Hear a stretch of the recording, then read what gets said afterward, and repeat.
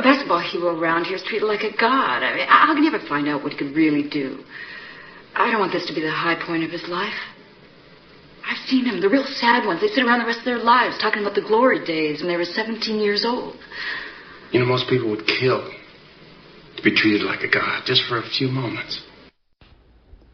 Welcome to the Keeping the Nostalgia Alive show. Please check out our sponsor, ZoomerSport.com, where they manufacture every product from the same exact materials as your favorite sports balls. Baseball, basketball, football, golf, soccer, softball, tennis, and volleyball. They also do licensed products with additional colleges and universities being added weekly. Want your sports balls products with your company logo? They can also do that. ZoomerSport.com, where they manufacture every product from the same exact materials as your favorite sports balls. Welcome to Keeping the Nostalgia Alive, the Indiana Basketball Memory Show. I am your host, Billy Powell. You are listening to this on Keeping the Nostalgia Alive, that's all one word, keepingthenostalgiaalive.podbean.com. After listening to the upcoming interview today, head on over, and we have over 150 interviews that you can listen to, download, listen to at your convenience. We have Rick Mount, Kent Benson, Gene Cady. We've even wandered out a little bit in outside of Indiana, and Dan Issel, Rudy Tomjanovich. So there's lots of good stuff in there, even interviews in there of names maybe you don't know, but would like to know, and to listen just to them talk about the great game of basketball and the history of basketball from the state of Indiana. Today, our guest, let's see, 2012 or 2013, I interviewed his father. His father gave me my first interview and kind of got me really kind of started in what I do with all of my pages on Facebook, Twitter, HoosierHysteria.net, and I kind of owe a lot to him. So and who I'm talking about is just recently inducted into the Indiana Basketball Hall of Fame, and that's Coach Marty Echelbarger. But today we're going to speak to his son, who is the head men's basketball coach at Indiana University Kokomo. He has just come off a 26-8 season, and a longtime veteran assistant coach under Harry Statham at McKendree University. And something that I was really surprised about and kind of neat to read about is that they were 19-0 at home this year, and that is Coach Eric Echelbarger. Eric, Coach, thanks for joining us. I know you got a busy. I know you're enjoying coaching up there in Kokomo, but thank you for your time and kind of help keep the nostalgia alive and chat about this great game of basketball. Thank you very much, Billy, and thanks a lot for having me and all you've done for my family. I remember there 4 or 5 years ago when you had a chance to get with my dad, and we're very grateful for that and really appreciate all you do for my family and just for the great game of basketball in the state of Indiana. So, yeah, I'm excited. I just, last year moved up here to Indiana University Kokomo, came from McKendree University, and really have enjoyed my time. We had a fun first season, and still a lot of work to do ahead of us right now, but it was a fun year, and we're excited about the future. So since it's so fresh in your mind, and you're probably kind of in a whirlwind about it, but tell us about your rookie season or your first season. What an incredible year! And did you even think that was going to happen? Or tell us a little bit of how you put that together and your thoughts on the season. Well, I was just grateful to get an opportunity to come up here to Indiana University Kokomo and to be able to be a head coach. Obviously been an assistant coach for 15 years and was excited to get the opportunity to lead my own program. So started off in the summertime, got up here, I think, last June and kind of got going. We had some good returning players off a 17 and 15 year in 2017, 2018 here at IUK. So, had some pieces that were returning but still needed a few more guys. So we recruited a couple more players. And also got a very good assistant coach this year named Roosevelt Jones from Butler University. Got him to come on with us this past July. So that was a really good catch for our program as well. And then kind of was just getting ready for the season all through August, September, kind of getting to know the guys. The guys really did a nice job last summer of coming in and working really hard for us, putting in time trying to get better. I really liked their attitude. That really caught my eye quickly, was that these guys really love to play and they want to win. So I knew early on that we had guys that really were dedicated to the process, but I can't sit here and tell you that I thought our season would go like it did necessarily. I really didn't know what to expect totally. We were NAI at McKendree University up until 2012, and then we left the NAI and went NCAA. So I'd been away from that level of basketball for about 7 years. So I knew we had some athletes, but didn't know exactly where that was going to take us. And, the guys bought into what we were doing really well quickly. And it was a healthy situation of guys working hard and us trying to come together with them. So I'm really proud of what we were able to accomplish. And, I think, being able to win 26 games, being able to win our division of the River States Conference and go to the national tournament, win a game out there, get to the final 16 in the NAI tournament. I think a lot to be proud of this past season. Tell everybody a little bit about your conference and the NAIA and where you guys travel, where you guys play. Sure. The NAI actually was the first college basketball tournament. It was before the NCAA ever existed. There's a whole lot of tradition in the NAI. I played at that level, and then, like I said, I coached there for a long time. So I'm very fond of this level of basketball. And in particular here at Indiana University Kokomo, we're in the River States Conference. The River States Conference is in Indiana, Kentucky, Ohio, West Virginia, and Pennsylvania. So there is travel for us. Our school in Kokomo is the northwest school in the league. So, we do have 6-7 hour, maybe even closer to 8 hours out to West Virginia. So there's some long bus rides, but it's a really good league. It's a very competitive league, and I've enjoyed it this season, getting to know the coaches and just familiarizing myself back with the NAI. It's been enjoyable. While you were at McKendree, you were in charge of scouting and recruiting. Am I correct? That's correct. Yeah, I was the recruiting coordinator there from 2003 to 2018. Yes. So that must help out a lot. And what are some of the roadblocks or stuff that you got to kind of hurdle over to get players to a college that size? Well, it just depends on where you're at. At McKendree, we had our recruiting base there. We were working St. Louis, Illinois, a little bit into Indiana, but more of kind of the St. Louis area, and then we went up to Chicago as well. So we got I have some really good contacts over there, high school wise, and some very good contacts junior college wise over in Illinois as well. So that has been able to benefit me a little bit here at IU-Kokomo, although this is a state school, Indiana University school. So we do have to focus here at Kokomo on Indiana kids. When we're looking at putting together good financial packages for them and things like that, my focus is more in Indiana, and it's a little bit harder with it being a state school to venture way outside of that radius, although we'll still look wherever we can find the best player. But I focus hard now on Indiana, and in particular staying in Indianapolis and just being sure we're doing a great job recruiting this state. So what was were you looking for this job? Did this job just pop up? And how, tell us a little bit about the process of getting to Indiana University Kokomo. Absolutely. I had a wonderful situation at McKendree University. I got to work for a man named Harry Statham. He was college basketball's all-time winningest coach until this past February. Coach K passed him at Duke.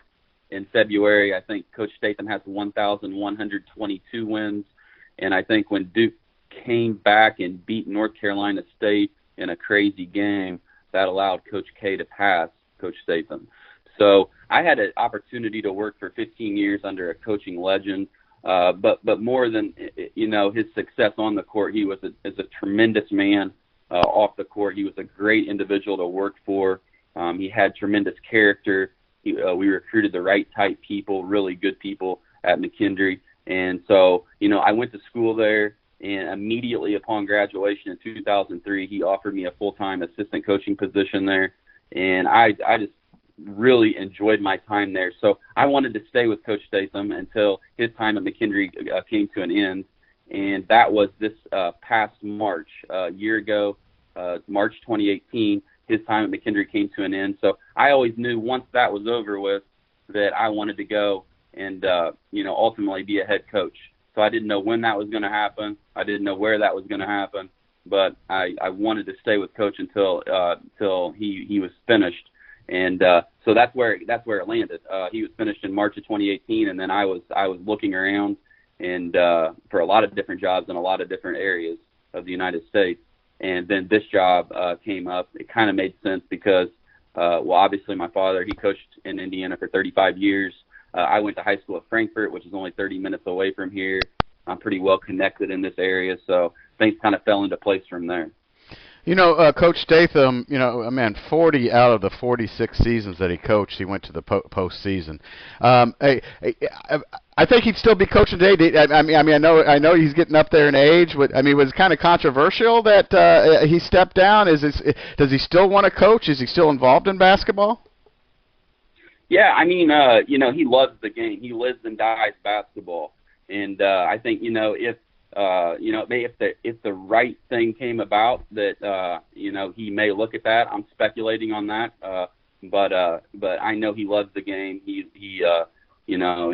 given his whole life to basketball and just been an absolutely tremendous ambassador for the game of basketball from a coaching standpoint and from a player standpoint. You couldn't ask to have your son play for a better man than Harry Statham. So. It was controversial at the end there. It was an unfortunate way that all played out. 52 years, he gave so much to the McKendree University and did so much for them that I hated that they chose to have it end like that. But that was a decision that they ended up making. So we go on, and I know Coach touched thousands of lives in his time, and was just an absolutely tremendous coach, tremendous ambassador for the university, and just great for the game of basketball. I did not realize until I did a little research that McKendree University is the oldest college in Illinois. Yes, it is. Yeah, 1828. Yep. It is one of the older. It is the oldest university in the state of Illinois, and in a small town called Lebanon, Illinois, just about 20 minutes outside of St. Louis. So yeah, it's a good school, very good school.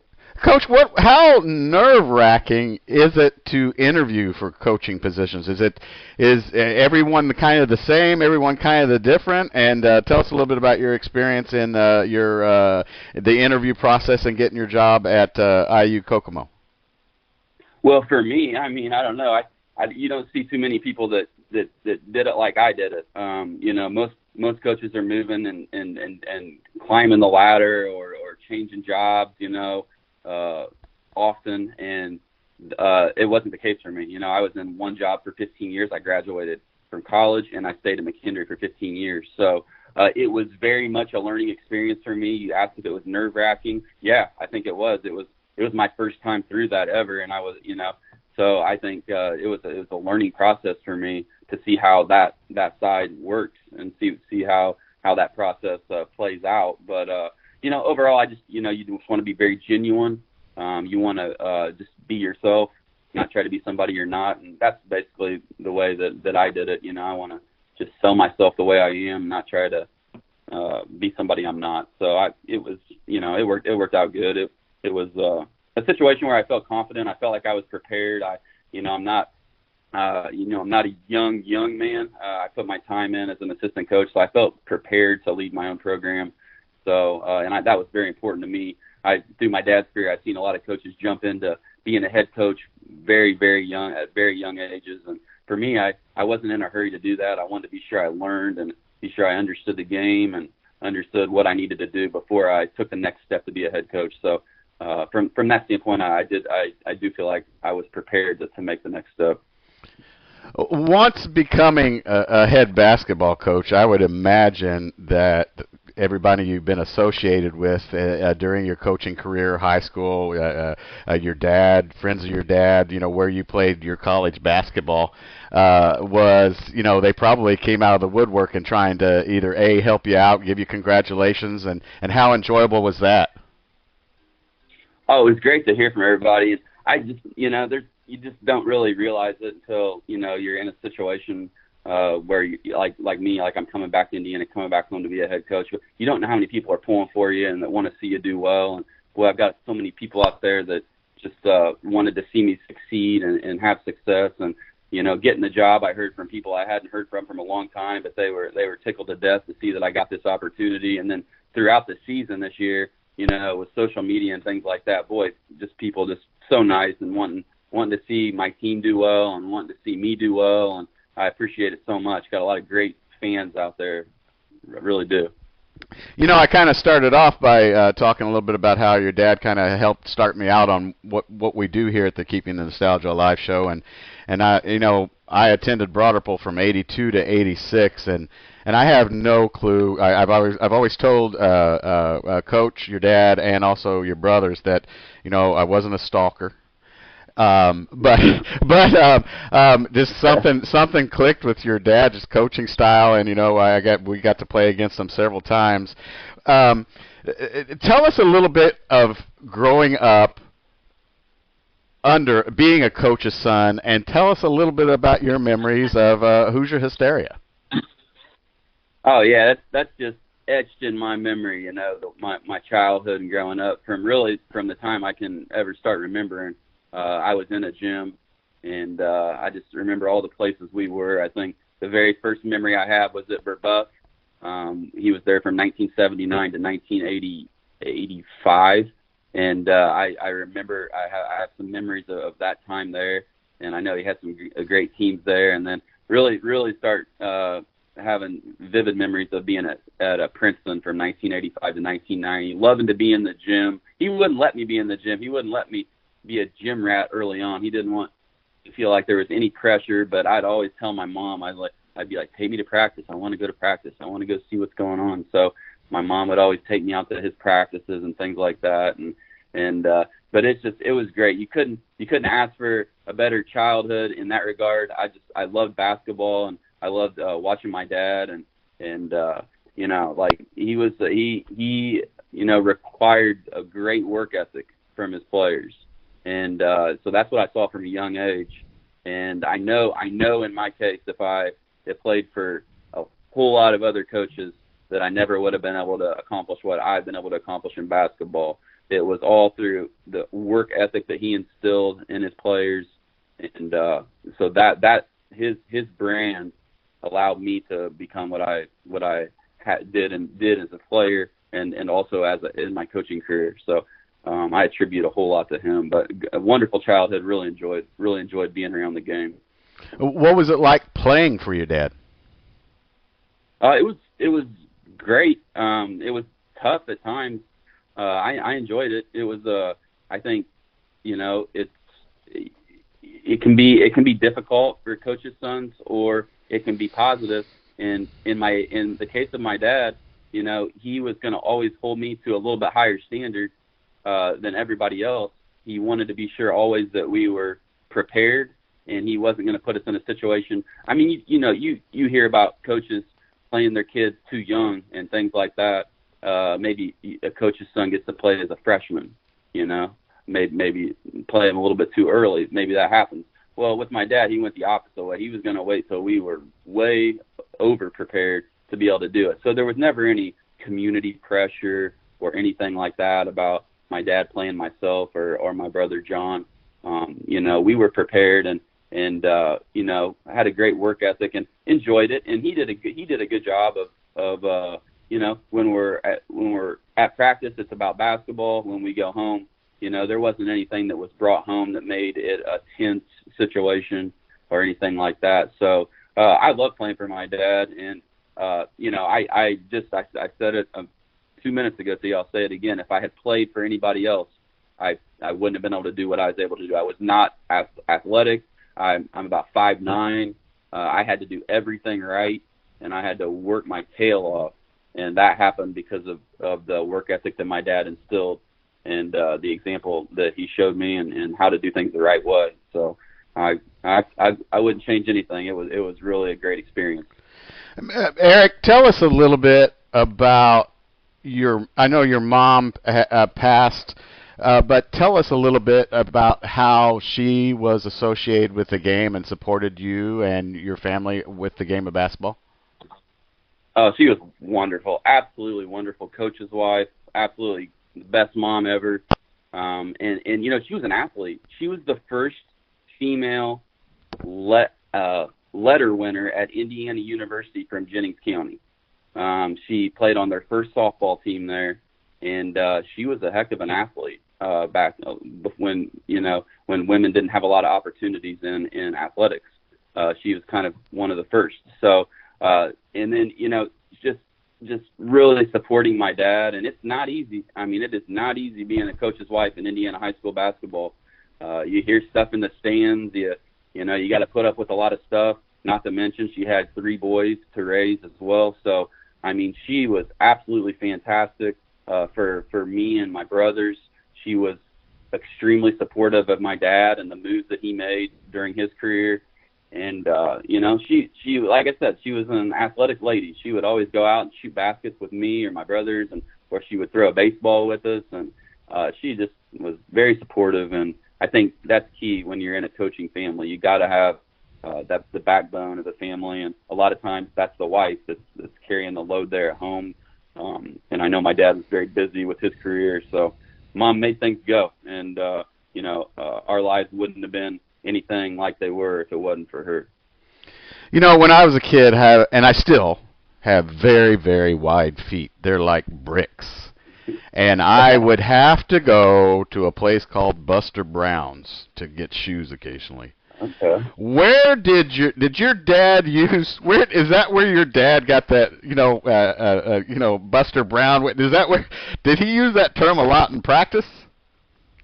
I don't remember that being used. That's not a term that I recall that often. I'm sure that may have been probably when he was getting on somebody a little bit. He may have said that, but I don't recall it that often myself. But I mean, I was only in practices for about 4 years all the time. So and then there's other years I wasn't there, but I don't know. He was a fiery coach. He got into it. He really loved his players, and he wanted to see them work hard all the time. And so he held them accountable. And if they didn't get it done, then he got into them a little bit and probably made them run, and things that coaches do. But Buster Brown, I don't know. I didn't hear too much of that. I don't know about that. Yeah. Eric, what was your state of mind? What did you want to do with your life as you're completing your senior year? What were your opportunities to play basketball? And tell us about where you went to. Yep. I knew from a very early age. I don't know. I guess just watching my dad and things like that. I don't ever remember wanting to do anything else other than teach and coach. So there was never a thought of, am I going to do this or am I going to do that? Like, I always knew that's what I wanted to do. So I was always trying to prepare. I knew I wanted to go to college and play basketball, and that was a struggle for me right there. Just getting an opportunity to go play somewhere. I had to really, really work hard for that. I ended up I broke my foot the May of the summer before my senior year. So I lost the whole summer before my senior year as far as playing in front of any kind of scouts or anything like that in AAU. And so that was a big setback for me. So anyways, had a good senior year. Still trying to come back from that foot injury, but it was a good senior year. And then not a ton of people were knocking down my doors by any means. I mean, like I said, I was limited. I really had to do everything right. I did get an opportunity, and from Coach Dave Shellhouse. He was at Moorhead State University. Now that school is called Minnesota State University Moorhead. He was up there, and he offered me a scholarship and an opportunity to come up there and play. And that was an NCAA Division II school. So I was thrilled to get that opportunity to go up and play for Coach Shellhouse. Obviously, an Indiana legend, Purdue legend. I mean, you just for me, it was just a huge treat to get to go up to Minnesota and play for Coach. So I did that my freshman year, and then Coach Shellhouse retired from Moorhead after my freshman year, and then I went to junior college in Illinois for 1 year, Albany Central College, and had a great experience there. Tremendous competition, and then from there went to McKendree and played my junior and senior year, which I graduated in 2003. So got to play for some great coaches, some great people, and against some great competition. So the basketball part of it ended up working out, but it took a whole lot of hard work and grit, and it almost didn't happen for me. So I feel very fortunate. What was it like playing college basketball at that level? Do you, share some of your memories? I mean, was travel rough? Tell us a little bit about your playing days. Yeah, exactly. Well, I felt very prepared once I got to college for the college game, and that's because of how I was trained by my dad. He liked to play a fast-paced style of basketball. He was a defensive coach all the way. I mean, he taught defensive fundamentals and how to guard and how to be in stance and how to guard people. And so I felt very prepared when I got to college to be able to contribute. Now, there's still limitations there. So, I had to learn a little bit, but I got up there and I did get some good playing time my freshman year up there at Moorhead State with Coach Shellhouse, and that was a great league. It's all through Minnesota. I think we had South Dakota, Minnesota. We traveled to Michigan in that league a little bit. So it's the Northern Sun Intercollegiate Conference, and I really enjoyed that experience. And it's crazy up there at that time.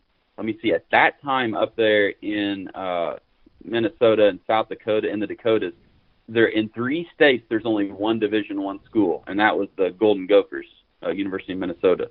Past that, every school in 3 states was Division II.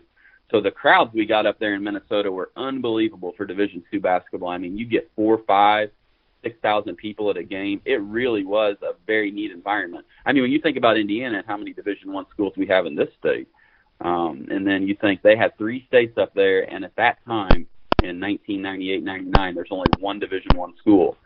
People took a lot of pride in Division II basketball, so it was fun to be up there and play at that level.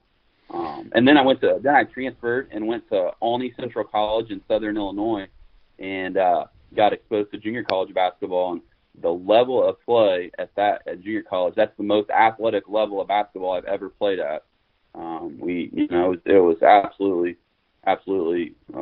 tremendous for me. And in practice, I every day I guarded 2 guards. One named Frank Richards, he played at Kansas State. The other one was an Indianapolis Northwest young man named Brennan Clemens, who ended up leaving Albany and going to play for Nebraska Cornhuskers. So, got to play against a lot of great athletes. So. It's cold in Indiana. I'm assuming it was probably colder up there where you played that first year.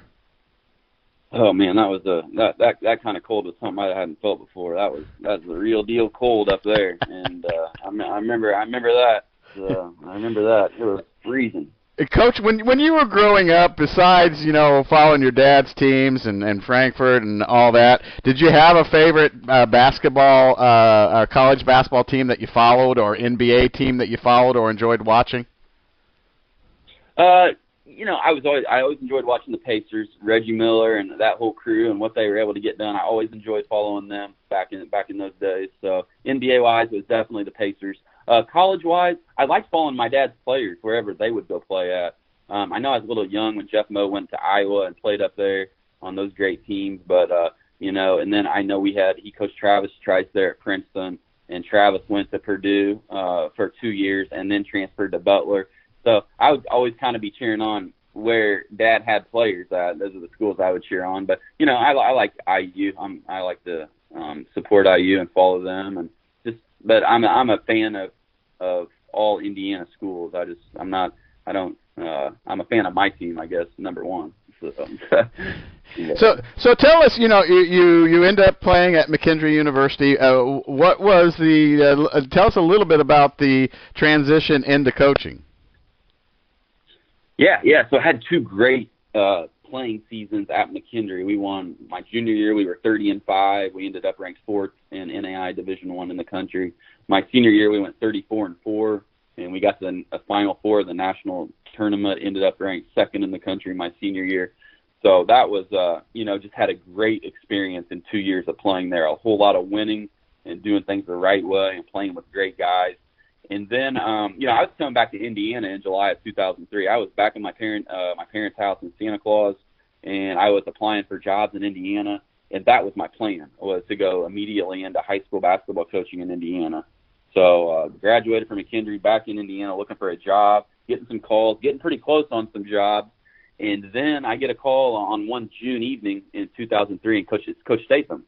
And I was like, oh, it's interesting. He's calling. I wonder, he's probably just checking in to see how I'm doing, see how the job search is going. Well, I talked to him that night, and he said that our assistant coach had left, and our assistant at McKendree had left the school and went back to his hometown, and that he had a position open on his staff, and he would like me to come back and be the assistant coach.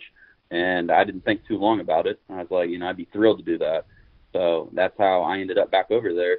And so it was, and then just got going from there, and just, we had a lot of success for a long time, and it was great. It was a tremendous experience. You have a beautiful family. How hard is it to juggle coaching and to also have a great family life? Yeah, it's not easy. I'll say that right now, especially being a head coach, and there's a lot of responsibilities that come along with that. But my wife does a tremendous job. My wife Erica, she graduated from McKendree in 2005. We got married in 2007, and she knows the lifestyle and does an absolutely tremendous job with my two sons. I have one son that's 8-year-old and another one that's 2 years old. So she's a backbone, just like my mom was when I was growing up. My wife, she does a tremendous job through our family and works very hard.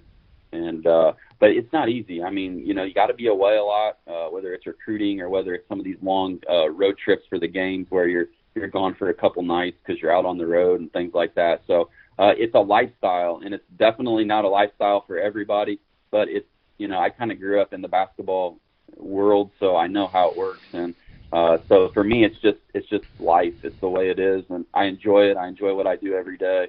My family enjoys it. My wife loves the games. My sons, they enjoy coming out. So, it works for us. Might not work for everybody, but the lifestyle does work for me.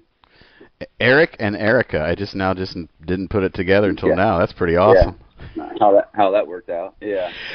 So what do you consider yourself when you walk into the gym, and it's when you first got the job, are you more defensively minded because of your dad, or and how do you transfer that over to coaching and offense? So my dad was a big defensive coach. That he really prided himself in his defensive philosophy and training, like I said, training players to really be good defenders. So I have that experience in my background. And I also have an experience with Coach Statham. Coach Statham, his team back in the 80s, they led the whole country, all divisions in scoring. I think they averaged 105 points a game, maybe back in like 1988. So Coach Statham was a very high-octane offensive coach. So I have two different styles in my background. And so, I definitely wanted to combine both those and still be a fast-paced, high-octane offensive team, but really dig in on the defensive end and get guys to buy in that, hey, we got to get stops. And so coming up here to IUK, it was very interesting because they were a very good offensive team the year before I got here, 2017, 2018. They averaged 89 points per game.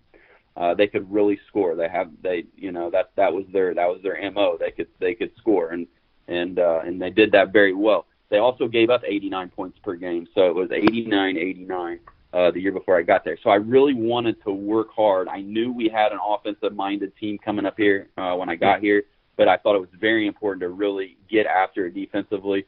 Players are motivated by offense. They want to score. But defense, not so much. I think that a lot of that comes from the coach and how he presents it. So I thought we did a really good job this year. I think this year we gave up 77 points per game, which that's not exactly where we want to be, but it was a big improvement from the previous year.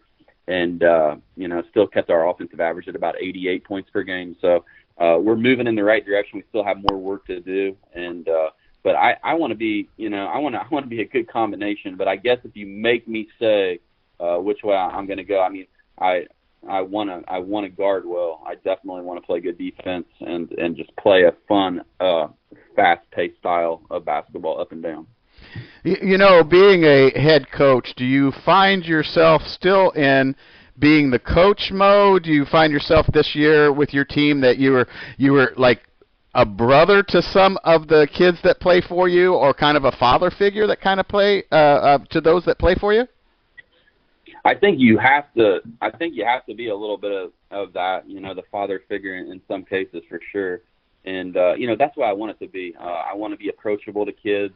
I want to develop great relationships with my guys. I want them to know I'm here for you, and I want to see you get your degree. I want to see you succeed academically. I want to see you succeed on the court, and whatever we can do here at IUK, whatever I can do, I'm here for you. So I think developing relationships was very important. I think that went well this year. I tried really hard with it. I know our assistant coach did an absolutely tremendous job, Roosevelt Jones, of working really hard with our guys on the court and off the court. And so I think it was a really healthy balance this year. But I mean, yeah, it's a different seat when you go from assistant coach to head coach. So there was definitely some adjustments. I scratched my head on how I was going to handle situations more this year than any of my previous years coaching, because obviously when you're the head coach, the buck stops here, and your decisions can have a lot of impact on your program. So I tried to really think things out, and but overall it was, like I said, I think I was prepared. I didn't jump into this too early.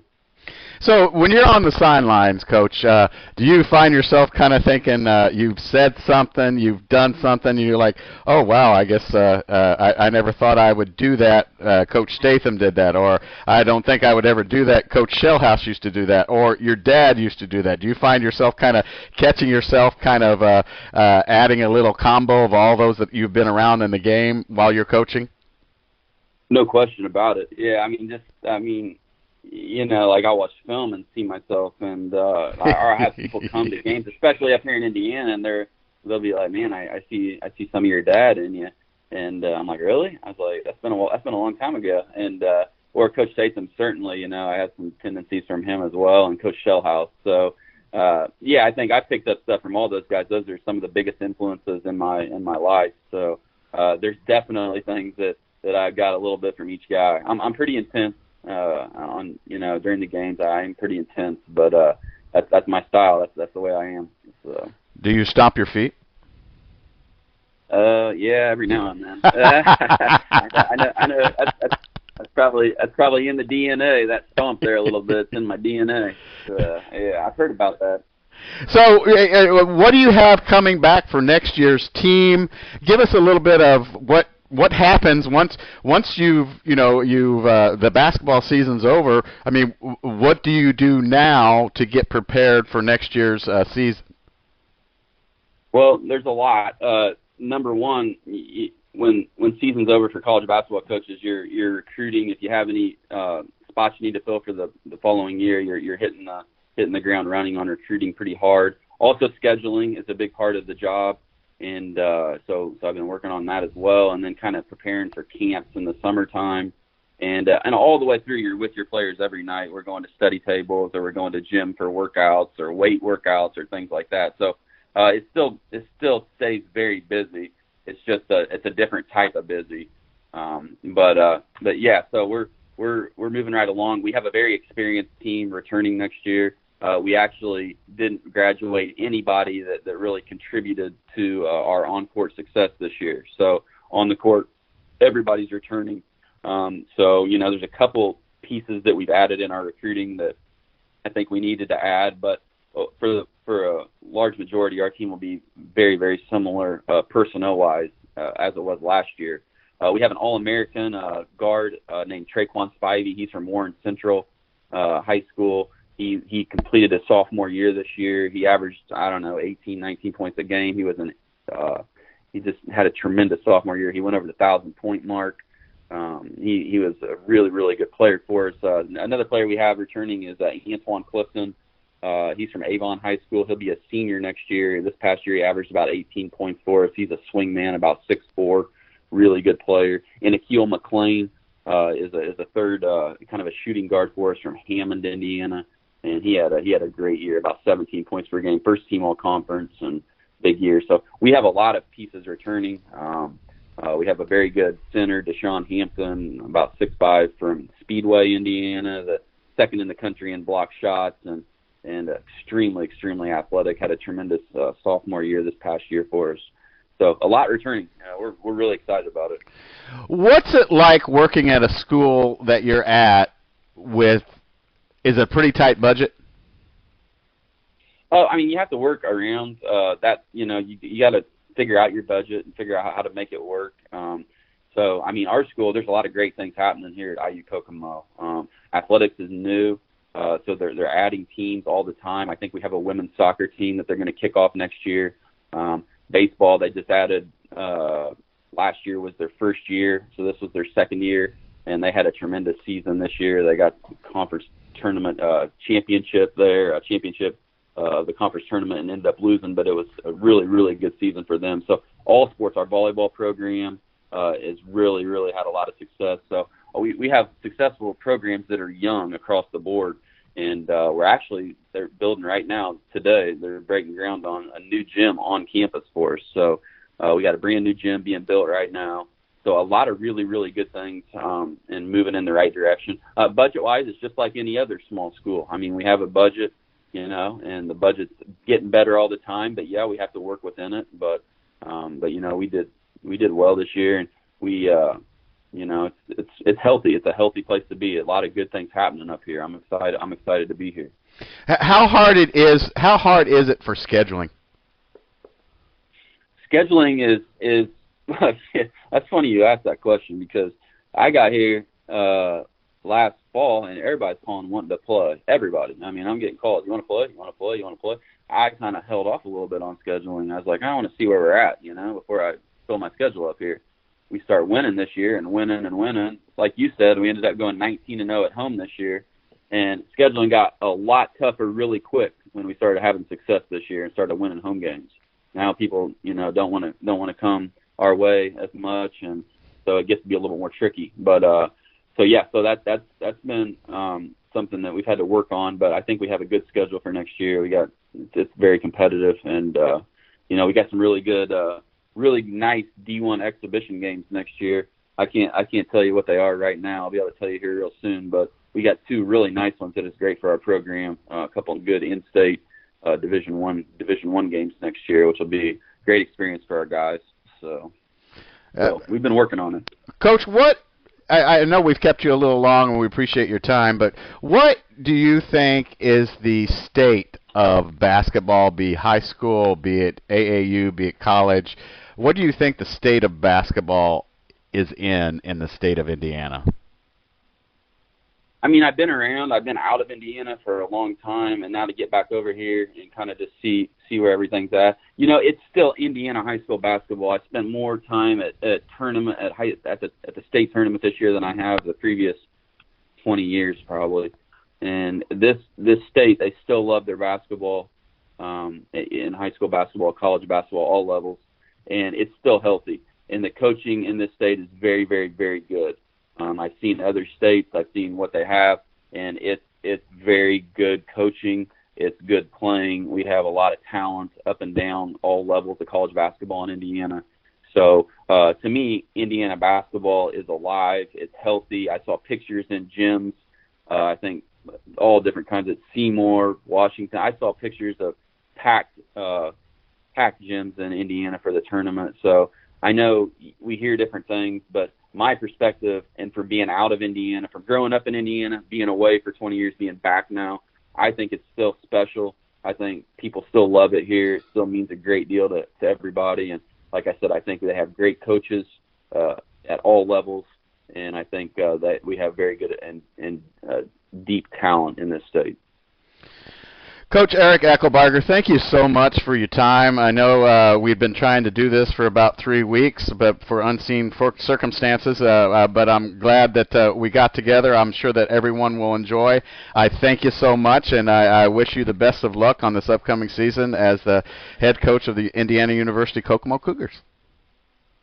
Thank you very much, Billy. I appreciate your time. Great talking with you and catching up.